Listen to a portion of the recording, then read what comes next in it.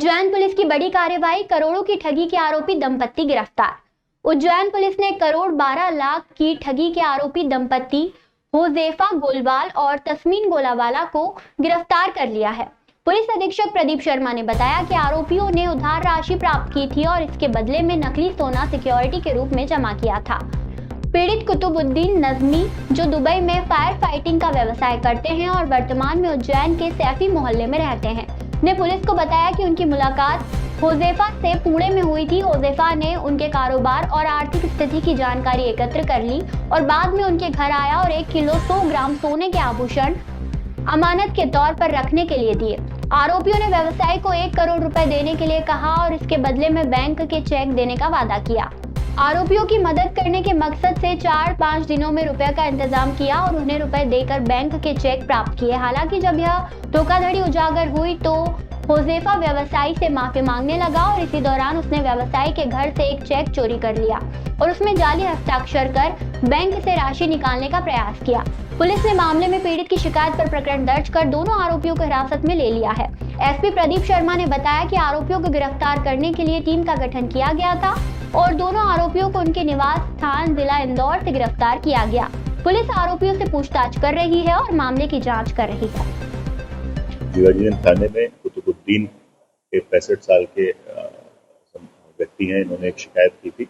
इनका एक परिचित होजेफा गोलेवाल, जिससे जो इनके पुणे के मकान में रहता था, उसके बाद इनसे लगातार संपर्क में आया। इनसे करीब 1 करोड़ 10 लाख रुपए के सोने के जो इनके जवाहरात थे वो ले लिए और उसके बाद इनको रकम बढ़ा कर देने का वादा किया।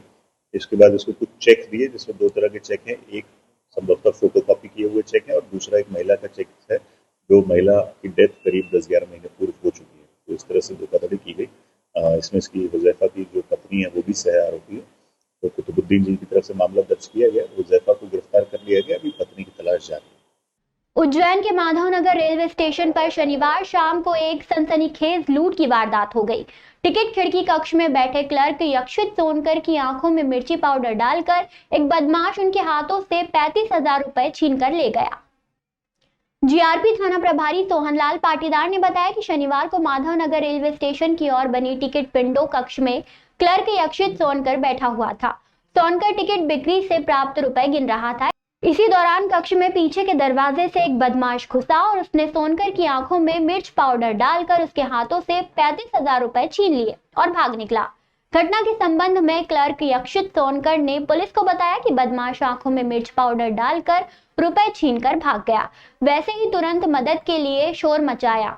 इसके बाद घटना की जानकारी रेलवे के अधिकारियों और जीआरपी को दी गई, जिस पर पुलिस मौके पर पहुंची और मामले की जांच शुरू की। इधर पुलिस को रेलवे स्टेशन पर लगे सीसीटीवी कैमरों की फुटेज में बदमाश के फुटेज हाथ लगे हैं। फुटेज के आधार पर पुलिस बदमाश की तलाश कर रही है। पुलिस ने रात भर कई स्थानों पर दबिश दी है। हालांकि अधिकारियों का कहना है कि अभी तक रुपए लूट कर भागने वाले बदमाश का पता नहीं लग पाया है। जल्द ही उसे गिरफ्तार कर लिया जाएगा। जीआरपी पुलिस बदमाश को पकड़ने के लिए लगातार प्रयास कर रही है और जल्द ही उसे पकड़ लिया जाएगा।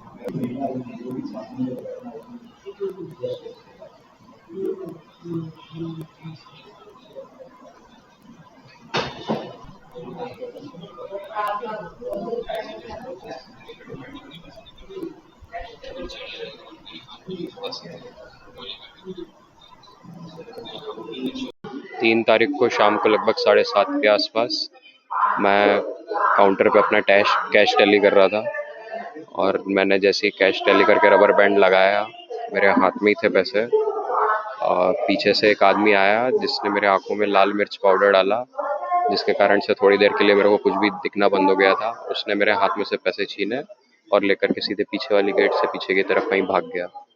आंख में मिर्ची होने के कारण मैं देख नहीं पाया कि वो किस तरफ भागा या मैं उसका पीछा नहीं कर पाया। आंखों में पानी डालने के बाद मैंने अपने सीनियर्स को इन्फॉर्म किया।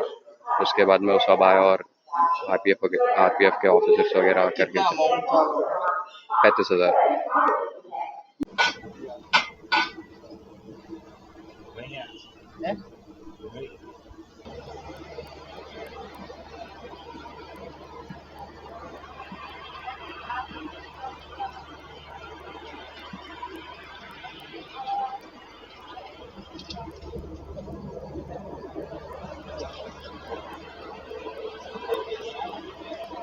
रेलवे स्टेशन का जो प्लेटफॉर्म उज्जैन रेलवे स्टेशन का जो प्लेटफॉर्म नंबर 8 है, उस पर जो बुकिंग विंडो है, वहाँ जो सीसीटीसी बैठे हुए थे, उनके आँख में मिर्ची डाल करके उनके साथ लूट की घटना कारित करने की रिपोर्ट जीआरपी थाना उज्जैन को प्राप्त हुई और इस पर से अपराध दर्ज किया गया है। और इसमें अभी तक कुछ फुटेज मिले हैं जिसमें कि एक संदिग्ध का चेहरा दिखाई दे रहा है। तो इसमें हम पूरा प्रयास कर रहे हैं। डॉग स्क्वाड को भी बुलाया गया था और एक रूट कुछ समझ में आया है और इसकी पूरी पड़ताल की जा रही है कि वो जो संदिग्ध दिखाई दे रहा है वही व्यक्ति है क्या। इसको फरियादी से भी पहचान कराने का प्रयास किया जा रहा है और इसके साथ में और भी टेक्निकल जो चीज़ें होती हैं पुलिस टेक्नोलॉजी के माध्यम से जो पता करती है, वो चीज़ें भी हम पूरा प्रयास कर रहे हैं और इसमें पूरी टीम हमारी लगी हुई है। टीम्स बनाई गई हैं जिनको आसपास के जिलों से, इंदौर से, उज्जैन से, देवास और नागदा, इन सभी जगहों पे संपर्क किया जा रहा है कि कोई भी रास्ता जो जहाँ से वो भाग सकता है वो, और इससे पूर्व की उसकी जो गतिविधियां हैं उसको भी ट्रैक करने का प्रयास किया जा रहा है।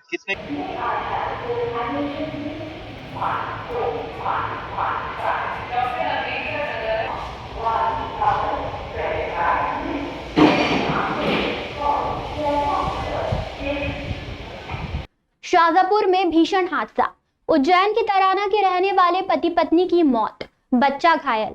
शाजापुर के बेरछा थाने क्षेत्र में एक भीषण हादसा हुआ जिसमें तराना के रहने वाले पति पत्नी की मौत हो गई। हादसा शुक्रवार शाम करीब 6 बजे रणथंभौर रोड स्थित पेट्रोल पंप के सामने हुआ जब एक वाहन ने बाइक को टक्कर मार दी। बाइक पर सवार राहुल और उसकी पत्नी लक्ष्मी की मौके पर ही मौत हो गई। हादसे में घायल हुए 7-8 वर्षीय बच्चे को प्राथमिक इलाज के बाद इंदौर रेफर किया गया है। मृतक के साले धर्मेंद्र ने बताया कि दंपति रणथंभौर में एक कार्यक्रम में शामिल होकर अपने घर तराना लौट रहे थे। बेरछा थाना प्रभारी संजय वर्मा ने बताया कि हादसे के बाद वाहन चालक मौके से फरार हो गया। पुलिस ने मर्ग कायम कर वाहन की तलाश शुरू कर दी है। तराना नगर में निकली शव यात्रा से नगर के लोगों की आंखें नम हो गई और नगर में मातम छा गया। जिला पंचायत के पूर्व उपाध्यक्ष मदन लाल चौहान ने शोक संवेदनाएं व्यक्त की हैं। पुलिस मामले की जांच कर रही है और जल्द ही वाहन चालक को पकड़ने का प्रयास कर रही है। आज बड़े अत्यंत दुख का विषय है कि ये तराना के व्यक्ति का बेरछा के वहाँ पर एक्सीडेंट हुआ और दोनों पति पत्नी स्पॉट पे ही उनकी मृत्यु हो गई। एक बालक था जिसका इंदौर इलाज चल रहा है। अत्यंत ही दुखद घटना है। उज्जैन के चिमनगंज थाने क्षेत्र की तिरुपति धाम कॉलोनी में एक हैरान करने वाला मामला सामने आया है। मकान मालिक की मदद करने वाले किराएदार पर पड़ोस में रहने वाले लोगों ने चाकू से हमला कर दिया। तिरुपति धाम कॉलोनी में रहने वाले विशाल का कहना है कि उनके मकान मालिक के बच्चों के आपसी झगड़ों में उन्हें दखल देना भारी पड़ गया। मकान मालिक के बच्चे का पास में ही रहने वाले बच्चों के साथ विवाद हुआ था, जिसकी शिकायत खुद मकान मालिक ने थाने में दर्ज कराई थी। विशाल ने बताया कि उन्होंने इस मामले में मकान मालिक का सहयोग किया, लेकिन अब उन्हें इसका खामियाजा भुगतना पड़ रहा है। आरोप है कि मकान के पास में ही रहने वाले लोगों ने घर में घुसकर विशाल के साथ चाकू से हमला कर दिया और उसकी ऑटो रिक्शा को भी नुकसान पहुंचाया। बीती रात लगभग 1:45 बजे आधा दर्जन लोगों ने माराकुटी की और 7 से 8 बार चाकू से हमला किया। पीड़ित विशाल ने पुलिस से न्याय की गुहार लगाई है। अब देखना यह है कि चिमनगंज पुलिस इस मामले में क्या कार्यवाही करती है और विशाल को न्याय दिला पाएगी या नहीं। तिरुपति धाम कॉलोनी में रहता हूँ मैं। किराए का मकान है। मेरा मकान मालिक और 2 बच्चों के बीच में मगजमारी हो गई थी। बच्चे तो लड़ते रहते हैं, सबको मालूम है। अब ये बच्चे लड़ने के चक्कर में 2 बार उन्होंने थाने पे, कोतवाली थाने पे या चिमनगंज थाने पे 2 बार कंप्लेंट करी। बस खाली मेरी गलती ये हो गई कि मैं मकान मालिक को बिठा के लेके आया थाने पे, तो उन्होंने ऑटो से मेरी लेके आया थाने पे। अब वहाँ ऑटो लेके मैं उनके साथ में खड़ा रहा। उन्होंने मेरे को देख लिया। उनके दोस्तों आ रहे थे, रोज़ चेहरा बता रहे थे कि ये भी है, ये भी है, ये भी है, ये भी है। अब आज 2 दिन से उन्होंने रिपोर्ट डाली, मैडम ने भी, आंटी जी ने डाली, मेरे मकान मालिक ने डाली। अब वो आज रात में घेर के आए थे और मेरी ऑटो भी फोड़ दी। मुझे 7-8 चाकू मारे उनने, 7 से 8 हाथ मारे। ये कॉलोनी तिरुपति धाम कॉलोनी में है। ये 1:45 बजे घुसे। ऑटो पूरी फोड़ दी है, ऑटो का हुट वूट सीट वीट सब फाड़ दी उन्होंने। उज्जैन में बदमाशों ने एक युवक को निशाना बनाकर मारपीट और लूट की वारदात को अंजाम दिया। ग्राम बंजाना के रहने वाले बंटी ने बताया कि वह मजदूरी करता है और रात में इंगौरिया से बस स्टैंड पर पहुंचा था। वहां से रिक्शा में बैठकर भूखी माता मंदिर की ओर निकला था। भूखी माता क्षेत्र में पहुंचने के बाद पीछे से एक ऑटो में 5 से 7 युवक सवार होकर आए और उन्होंने उसकी रिक्शा को रोका। चालक को डरा धमका कर भगा दिया और बंटी को नीचे उतारकर मारपीट करने लगे। बदमाशों ने उसकी जेब में रखा मोबाइल और पर्स छीन लिया, जिसमें 3000 रुपए रखे हुए थे। मारपीट में बंटी बेहोश हो गया और रात भर मंदिर के समीप पड़ा रहा। सुबह लोगों की मदद से वह अस्पताल पहुंचा, जहां उसका उपचार चल रहा है। मामले में महाकाल थाना पुलिस का कहना है कि उन्हें घटना की जानकारी नहीं मिली है, लेकिन अस्पताल में सूचना मिलने पर युवक के बयान दर्ज करने पर पुलिस पहुंची। पुलिस इस मामले में जांच कर रही है और बदमाशों को पकड़ने का प्रयास कर रही है। हिंगोरिया से आ रहा था, मैं काम करके बस में बैठा, ब्रिज पे उतरा, हमला हुआ मेरे को भूखी माता पे। रिक्शा वाले ने 7 जने से मिल के मेरे को मारा, पैसे छीन लिए 3000, मोबाइल निकाल लिया। बिना गिलती से मारा मेरे को, बिना गिलती से ही मारा। कुछ कारण मारने का क्या कारण? मेरे को मालूम है क्या क्या पहचान तो कौन लोग थे? नहीं पहचानते। उज्जैन के प्रसिद्ध चिंतामन गणेश मंदिर में एक अनोखी पहल शुरू हुई है, जहां बच्चे मोबाइल की लत से मुक्ति के लिए संकल्प ले रहे हैं। मंदिर के पुजारी ईश्वर शर्मा ने बताया, कई अभिभावक अपने बच्चों की मोबाइल की लत से परेशान थे और उनसे मदद मांगते थे। इसके बाद उन्होंने बच्चों को संकल्प दिलवाना शुरू किया, जिसमें वे भगवान गणेश के समक्ष मोबाइल फोन छोड़ने का वादा करते हैं।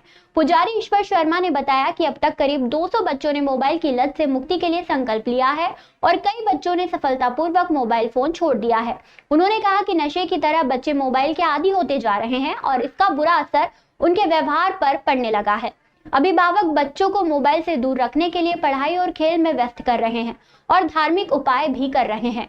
पुजारी ईश्वर शर्मा ने बताया कि देश भर से श्रद्धालु मंदिर में भगवान गणेश का आशीर्वाद लेने के लिए आते हैं और कुछ लोग अपने बच्चों को मोबाइल से दूर रखने की बात करते थे।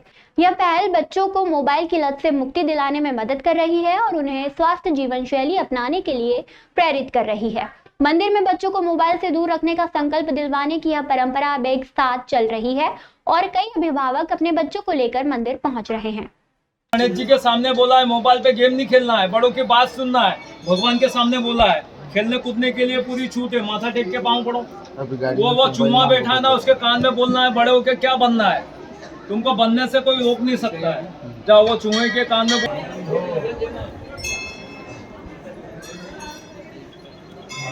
में बोलो, एक कान बंद करके बोलो।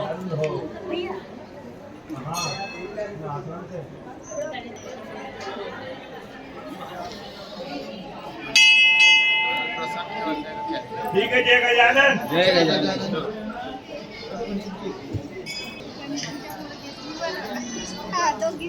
क्या देना, शरीर से स्वस्थ रखना। ये मम्मी पापा, दादा दादी, नाना नानी, मुझसे जो बड़े हैं मैं उनका कहना मानूं, मैं जिद नहीं करूं, मैं मोबाइल पे गेम नहीं खेलूं, मैं बड़ों की बात सुनूं। आपने गणेश जी के सामने बोला है मोबाइल को हाथ नहीं लगाना है, खेलने कूदने के लिए पूरी छूट है आपको। माता देखो, चलो नीचे देख के बोलो गणेश जी मेरे को अच्छी युक्ति देना, विद्या देना, शरीर से स्वस्थ रखना, मैं जिद नहीं करूंगा, मोबाइल पे गेम नहीं खेलूंगा। चलो माथा टेको, पढ़ाई पे तो ध्यान देना, छुए के कान में कामना के लिए कार्य हमारा पूर्ण करे। तो मैं मम्मा पापा लेके आए थे क्योंकि मैं बहुत मोबाइल चलाता था और उनने फिर गुरुजी ने संकल्प करवाया कि अब मैं मोबाइल नहीं चलाऊँ, बड़ों की बात सुनूँ और पढ़ाई पे ध्यान दूँ। हम यहाँ पर गणेश जी का दर्शन करने आए थे। हमने ये प्रार्थना की हम बड़ों का आदर करेंगे और हमने गणेश जी से ये भी प्रार्थना की है कि हम मोबाइल कम चलाएँगे। अब हम मोबाइल अपने आप से कम चलाते हैं। ये पूजा मैं अभी 2 महीने से करा रहा हूँ। बच्चों के द्वारा यहाँ संकल्प होता है, वो नीचे आते हैं पेरेंट्स के साथ दर्शन करने, भगवान से यही प्रार्थना करते हैं कि उनको अच्छी बुद्धि विद्या मिले, हैं बड़ों की बात सुने वो। इसलिए उनको संकल्प में कराता हूँ कि वो मोबाइल पे गेम वगैरह है, बड़ों की बात सुने, अच्छी बुद्धि मिले, आगे जो करना चाहते हैं अब माता पिता की तो ये सोच रहे थे कि आगे बढ़ना चाहते हैं, मोबाइल में रहेंगे तो मोबाइल में ही रह जाएंगे, मोबाइल पे गेम खेलते रह जाएंगे, अपनी कहाँ सुनेंगे वो। इसलिए मोबाइल दोनों तरफ से उपयोगी है। हाँ उपयोगी होता है, उपयोगी। हाँ दोनों तरफ से उपयोगी है, पर ये है कि जैसे मान लो अगर स्कूल का कुछ आता है, किसी कारणवश स्कूल बंद हो जाता है, नहीं स्कूल का अगर मोबाइल पे आता है तो उसके लिए कोई मना नहीं है। वो मोबाइल पे खाली सिर्फ गेम की बात हो रही है, गेम खेलना बंद है, दिन भर गेम में पड़े रहते हैं। अगर स्कूल का कुछ आता है तो वो आप करवा सकते हैं, बाकी गेम वगैरह नहीं खेल सकते। उज्जैन में प्रशासनिक व्यवस्था को और अधिक सुदृढ़ करने के लिए एक महत्वपूर्ण कदम उठाया गया है। मुख्यमंत्री डॉक्टर मोहन यादव की मंशा अनुसार उज्जैन में बनने वाले संयुक्त प्रशासनिक भवन के लिए सरकार ने 134.97 करोड़ रुपए की प्रशासनिक स्वीकृति जारी कर दी है। यह प्रदेश का पहला ऐसा भवन होगा जहां कलेक्टर, एसपी के अलावा जिला स्तरीय सभी कार्यालय एक ही परिसर में संचालित होंगे। संयुक्त प्रशासनिक भवन फ्रीगंज में माधवनगर थाने के पास वाली 1.3 हेक्टेयर जमीन पर बनेगा। निर्माण एजेंसी भवन विकास निगम रहेगी। भवन 6 मंजिला होगा, जिसमें बेसमेंट में 2 मंजिला पार्किंग के अलावा मल्टी लेवल पार्किंग भी रहेगी। भवन में 6 लिफ्ट के साथ 3-4 दिशाओं में गेट होंगे। इसके अलावा बैठक के अलावा मीटिंग, कॉन्फ्रेंस, वीसी हॉल होंगे। कैंटीन, सीसीटीवी, अग्निशमन यंत्र आदि सुरक्षा के इंतजाम होंगे। कलेक्टर रोशन कुमार सिंह ने बताया कि संयुक्त प्रशासनिक भवन के लिए 134 करोड़ से अधिक की प्रशासनिक स्वीकृति प्राप्त हो गई है। जल्द ही निर्माण शुरू कर समय सीमा में इसे पूरा करेंगे।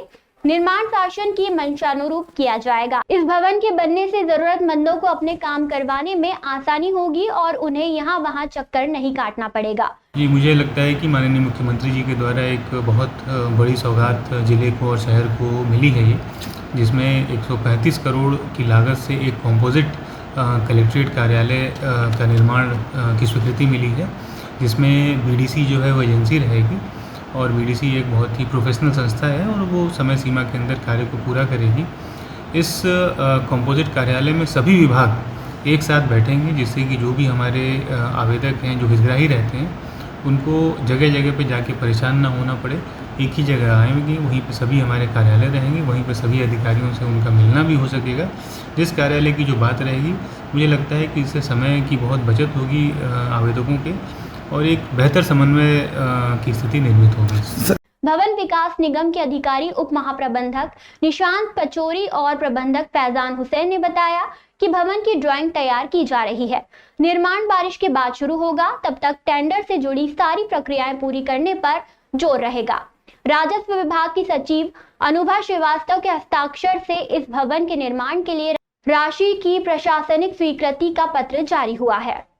जो नवीन संयुक्त प्रशासनिक भवन जो बनाया जाना है फ्रीगंज क्षेत्र में, उसमें माधवनगर थाने की स्थल पर बनाया जाना है, जो कि 2 बेसमेंट सहित स्टिल्ट फ्लोर पार्किंग के साथ 6 मंजिला भवन होना है और एक मल्टी लेवल पार्किंग भी उसमें प्रस्तावित है।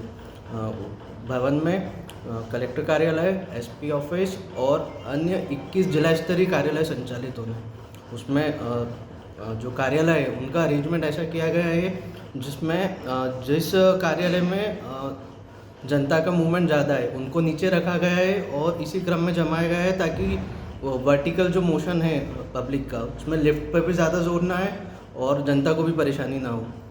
और साथ ही भवन इस तरीके से डिज़ाइन किया गया है कि मैक्सिमम जो नेचुरल सनलाइट है उसी में पूरा भवन ऑपरेट हो पाए और उसमें एक मतलब न्यूनतम जल खपत का भी प्रावधान रखा गया है। उज्जैन पुलिस ने टावर चौक पर एक भव्य पैदल मार्च का आयोजन किया, जिसमें पुलिस बल के अधिकारियों और जवानों ने अनुशासन और समर्पण का परिचय देते हुए भाग लिया। इस अवसर पर पुलिस अधीक्षक उज्जैन प्रदीप शर्मा ने अपने संबोधन में पैदल मार्च की महत्ता पर प्रकाश डाला। उन्होंने कहा कि पैदल मार्च पुलिस बल की सजगता, अनुशासन और टीम भावना को दर्शाता है। इससे पुलिस कर्मियों की फिजिकल फिटनेस के साथ साथ मनोबल भी मजबूत होता है, जो किसी भी चुनौती का सामना करने में मदद करता है। पुलिस अधीक्षक ने उज्जैन पुलिस की पंचक्रोशी यात्रा 2025 के सफल आयोजन के लिए समस्त पुलिस स्टाफ को हार्दिक बधाई और शुभकामनाएं दी। उन्होंने कहा कि इस बार की पंचक्रोशी यात्रा बिना किसी अप्रिय घटना के सफलतापूर्वक संपन्न हुई है, जो पुलिस बल की सतर्कता, सूझबूझ और निरंतर प्रयासों का परिणाम है। पुलिस अधीक्षक ने समस्त स्टाफ को इस उपलब्धि के लिए धन्यवाद और बधाई दी। भविष्य में उज्जैन और भी सार्वजनिक परेडों का आयोजन किया जाएगा, जिससे पुलिस बल की सतर्कता, फिटनेस और जनता से संवाद को और अधिक सशक्त बनाया जा सके। इस पैदल मार्च के माध्यम से उज्जैन पुलिस ने सेवा, सुरक्षा और संकल्प का संदेश दिया।